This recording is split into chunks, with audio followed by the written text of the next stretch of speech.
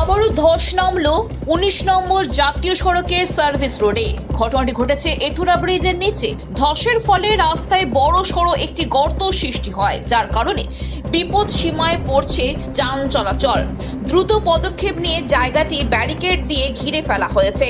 ঘটনার খবর পেয়ে দ্রুত ঘটনাস্থলে পৌঁছায় জাতীয় সড়ক কর্তৃপক্ষ। পরিস্থিতি খতিয়ে দেখেন তারা। এই ধসের ফলে এলাকার মানুষ ও যাত্রীদের মধ্যে উদ্বেগ ছড়িয়ে পড়ে। ন্যাশনাল হাইওয়ে পেট্রোল থেকে বলছিলাম, এটা একটা পাইপ লাইনের লাইন গেছে নিচে দিয়ে, পুশিং হয়েছে, জ্যাক পুশিং। তো ওইটারই গেছে, মাটিটা আলগা হয়ে গেছে, ওটার জন্য ধসে গেছে। যখনই আমরা খবর পাই সঙ্গে সঙ্গে আমরা এখানে আসি, আমরা সেফটি দিয়ে দিই, আমাদের ঊর্ধ্বতন কর্তৃপক্ষকে জানিয়েছি, সবাই আসছে, এখনই ব্যবস্থা নেওয়া হচ্ছে, তাড়াতাড়ির মধ্যে এটা রিপেয়ার করা হবে। ওখানে আজ সকালে আমরা খবর পেয়েছি যেরকম একটা এথোড়া যাওয়ার রাস্তায় ধস নেমেছে। আমরা প্রধান সাহেবকে জানিয়েছি, সে বলেছে যে ওখানে যাও, ওখানে গিয়ে দেখো কেমন কী হয়েছে না হয়েছে।